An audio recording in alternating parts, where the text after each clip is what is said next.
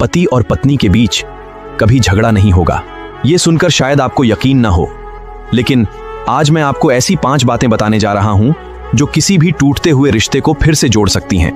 पहली बात, अपने जीवन साथी को कभी भी तू कहकर मत बुलाइए, क्योंकि जहां शब्दों में सम्मान खत्म हो जाता है, वहां रिश्तों में प्रेम भी धीरे धीरे दम तोड़ने लगता है। याद रखिए, एक कड़वा शब्द ऐसा घाव दे सकता है जिसे हजारों मीठे शब्द भी नहीं भर पाते। दूसरी बात, अपनी पत्नी को सिर्फ घर का काम करने वाली मशीन मत समझिए। वो भी एक इंसान है, उसके भी सपने हैं, उसकी भी भावनाएं हैं, उसके भी दर्द हैं। जिस दिन आप उसकी खामोशी को पढ़ना सीख जाएंगे, उस दिन आपके घर में झगड़े नहीं, खुशियां गूंजेंगी।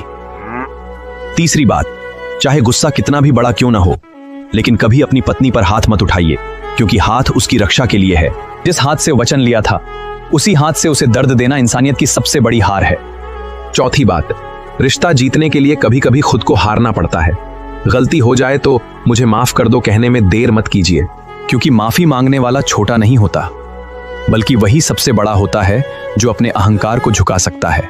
और 5वीं सबसे महत्वपूर्ण बात, अपने जीवन साथी की तुलना कभी किसी और से मत कीजिए, क्योंकि तुलना रिश्तों में वो जहर घोल देती है जो धीरे धीरे प्रेम को खत्म कर देता है। जिस व्यक्ति को भगवान ने आपके लिए चुना है, उसकी कद्र कीजिए, क्योंकि हर किसी को सच्चा साथ नसीब नहीं होता। अंत में बस इतना याद रखिए, पति पत्नी का रिश्ता प्रेम से नहीं, बल्कि सम्मान, विश्वास और समझदारी से।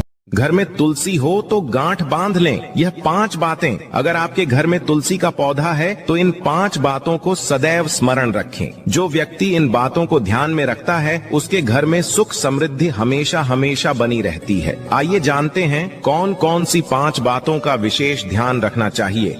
इससे पहले माता तुलसी, जो कोई भी आपके चरणों में लाइक एवं सब्सक्राइब समर्पित करे, उसके घर कभी सुख समृद्धि और वैभव की कमी नहीं होने देना। चलो जानते हैं। नंबर 1, यदि आपके घर में तुलसी का पौधा है तो रोजाना सुबह उसमें जल देना चाहिए। तुलसी में रविवार और एकादशी के दिन जल नहीं देना चाहिए। नंबर 2, धार्मिक मान्यताओं के अनुसार जिनके घर में तुलसी का पौधा होता है, उनको हर दिन शाम के समय घी का दीपक तुलसी के पास जलाना चाहिए। नंबर 3, शुक्रवार के दिन तुलसी में दूध को अर्पित करने से देवी लक्ष्मी प्रसन्न होती हैं। नंबर 4, तुलसी के पौधे पर मंजरी निकलती रहनी चाहिए। डाउनलोड शेयरचैट। अगर दुश्मन को बिना बोले हराना है तो मेरी ये 3 बातें कान खोलकर सुन लो। पहली, अपनी ताकत कभी दिखाना मत, क्योंकि शेर जंगल में ऐलान करके शिकार नहीं करता।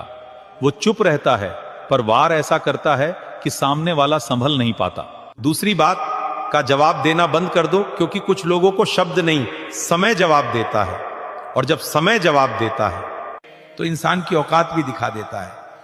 तीसरी, खुद को इतना ऊपर उठा लो, इतना मजबूत बना लो कि तुम्हारी तरक्की ही दुश्मन के सीने में चुभने लगे। याद रखना, तुम्हारी जीत ही उसकी सबसे बड़ी हार है। डाउनलोड शेयरचैट। जिस घर में बेटा पैदा हो जाता है तो उसके ऐसे 4 पवित्र नाम जरूर रखें। दोस्तों, आज हम आपको ऐसे 4 पवित्र नाम बेटे के बताने वाले हैं। यह नाम बहुत शुभ माने जाते हैं, इसलिए बेटा होने पर ऐसे नाम उसके जरूर रखें। नंबर 1 है शिवांश। शिवांश नाम अत्यंत शुभ है और पवित्र है। शिवांश नाम भगवान शिव के अंश के समान माना जाता है। शिवांश नाम यदि बेटे का होता है तो बेटा तरक्की करता है और उन्नति प्राप्त करता है, इसलिए बेटे का नाम शिवांश आप रख सकते हैं। और दूसरा है अंगद। अंगद नाम भी बेटे के लिए बड़ा उत्तम माना जाता है। रामायण में किष्किंधा के राजा बाली के बेटे का नाम अंगद था। अपने बेटे का नाम यह नाम देकर आप उसमें वीर पुरुषों के गुण दे सकते हैं।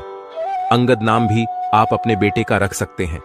यह नाम बेटे के ऊपर अच्छा निर्भर करता है और बेटा वीर होता है। और तीसरा है अमृत।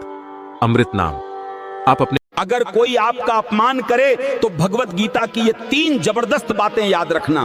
पहली, समय सबसे बड़ा अस्त्र है, इसलिए जब कोई आपका अपमान करे तब शांत रहिए।